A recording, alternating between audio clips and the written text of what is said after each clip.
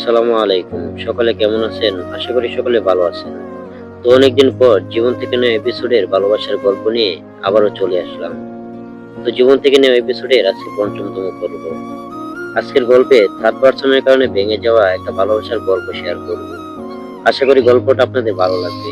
তো গল্পটা পাঠিয়েছে কক্সবাজার থেকে রহিম নামের এক ভাই। তো চলুন দেরি না করে গল্পটা শুরু করা যাক। আমি রহিম, ওর সাথে আমার রিলেশন ছিল ৫ বছরের। কিন্তু আফসোস, একটা বারের জন্যও তার নিখুঁত অভিনয়টা আমি ধরতে পারি নাই। আমি নিম্ন মধ্যবিত্ত পরিবারের ছেলে, লেখাপড়া তেমন করি নাই, কাজ করি। সময়টা ছিল ২০১৮ সাল। আমাদের গ্রামের স্কুলে পাশের গ্রামের একটা মেয়ে পড়তো। নাম কি তা জানা নেই। খোঁজখবর নিয়ে জানতে পারি সে ক্লাস 8-এ পড়ে। প্রতিদিন স্কুলে যেত, আর আমি দাঁড়িয়ে দাঁড়িয়ে দেখতাম। তাকে দেখে ভালো লেগে যায়। সেই স্কুল থেকে আসার পথে প্রতিদিন আমি দাঁড়িয়ে থাকতাম তাকে দেখার জন্য। এভাবে অনেকদিন চলে যায়, কিছু বলতে পারতাম না। একটা সময় মেয়েটা বুঝতে পারে যে আমার ওকে ভালো লাগে, কিন্তু আমি বলতে সাহস পেতাম না। আমার একটা বন্ধু ছিল, সে সবকিছুই জানতো। সে বলল, তুই তো বলতে পারছিস না। স্কুল থেকে আসার পথে আমি যদি ওরে দেখতে পাই তাহলে আমি বলে দেবো তুই ওরে পছন্দ করিস। আমি ওরে বললাম, বলিস না, অনেক সমস্যা হতে পারে। কিন্তু আমার বন্ধু এটা শুনে নাই। একদিন সে স্কুল থেকে আসার সময় আমার বন্ধু ওকে রাস্তায় দাঁড় করিয়ে ওকে বলে, রহিম তোমাকে অনেক পছন্দ করে, কিন্তু বলতে পারছে না। কথাটা শোনার পর মেয়েটা কিছু না বলে চলে যায়, আর বাড়িতে গিয়ে সবকিছু বলে দেয়। তারপর তার পরিবার থেকে আমাদের বাড়িতে বিচার দেয় যে আমি নাকি তাকে প্রতিদিন স্কুল থেকে আসার সময় বিরক্তি করি। এই বিচারটা শোনার পর আমার মনে হলো আকাশটা যেন আমার উপর ভেঙে পড়লো। বাড়ি থেকে অনেক কথা শুনলাম, অনেক কষ্ট লাগলো, কাউকে কিছু বললাম না। সবকিছু সহ্য করে নিলাম। তারপর থেকে তাকে আর দেখতে যেতাম না। তার প্রতি আমার অনেক রাগ ছিল। এভাবে একটা বছর চলে যায়। হঠাৎ একদিন আমার মোবাইলে কল আসে। কলটা রিসিভ করে দেখি ওই মেয়েটা কল করেছে। কিছুক্ষণ কথা বলার পর মেয়েটা বলল, আমার ভুল হয়ে গেছে, আমাকে ক্ষমা করে দেন। আমি তখন বললাম, এটা ১ বছর পরে মনে হলো আপনার? মেয়েটা বলল, আমি তখন বুঝতে পারিনি, আমাকে ক্ষমা করে দেন। বললাম, আচ্ছা ঠিক আছে। আর কিছু বলিনি, কারণ ওর প্রতি আমার একটা রাগ থেকেই গেছে। তো তারপর কিছুদিন পর পর কল দিত, কথা বলতাম। এভাবেই তার সাথে কথা বলতে বলতে আবারও তার মায়ায় পড়ে যায়। আগের সবকিছু ভুলে ওকে ভালোবাসতে শুরু করি। এভাবেই আরো একটা বছর কেটে যায়। এক সময় আমরা একজন আরেকজনকে অনেক ভালোবেসে ফেলি। কথা না বলে থাকতেই পারতাম না। সময়টা খুব ভালোই কাটছিল, কিন্তু হঠাৎ করে তার পরিবার আমাদের সম্পর্কের কথা জেনে যায়। তাকে অনেক কথা শোনায়, অনেক মারধর করে এবং অন্য জায়গায় বিয়ে দেওয়ার জন্য চাপ দিতে থাকে। ও আমাকে বলে, তুমি কিছু একটা করো। আর এদিকে আমার ফ্যামিলির অবস্থা খুব একটা ভালো না। কোনো মতো দিন চলে যায়। এখন যদি ওকে বিয়ে করি তাহলে পরিবার নিয়ে ওকে নিয়ে কিভাবে চলবো? আর ওকে আমি কোনোভাবে হারাতে চাই না, কারণ ওকে আমি নিজের থেকেও বেশি ভালোবাসি। ওকে নিয়ে আমার অনেক স্বপ্ন ছিল। ছোট্ট একটা সংসার হবে, আমার পরিবার ও আমি সবাই মিলে একসাথে থাকবো। তাকে আমি কোনোদিনও মিথ্যা কথা বলতাম না। তাই আমি তাকে বুঝিয়ে বলি, দেখো, আমার পরিবারের অবস্থা খুব একটা ভালো না।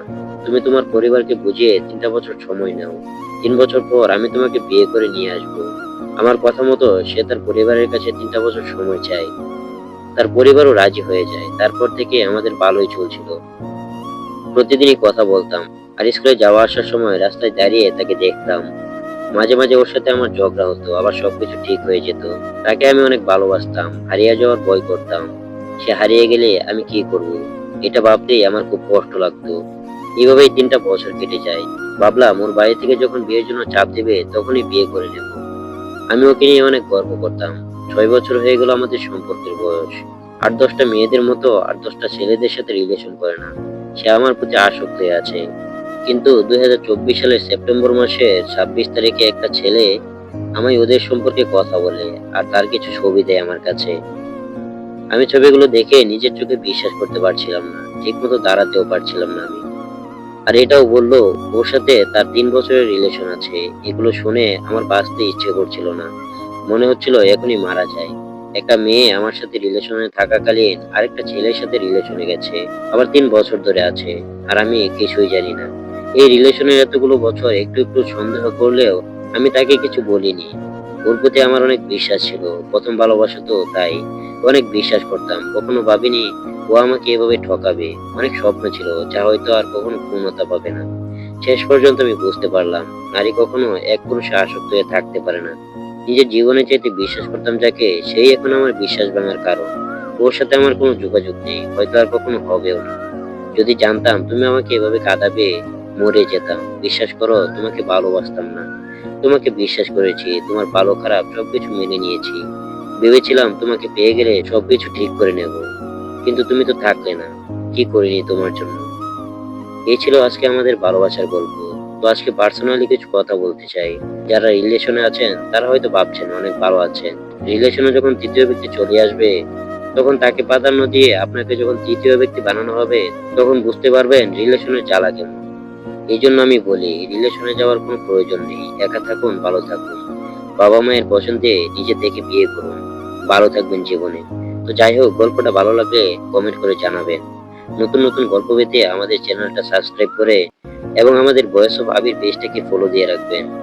আর গল্প পাঠাতে চাইলে অবশ্যই ফেসবুক পেজে নক দিবেন।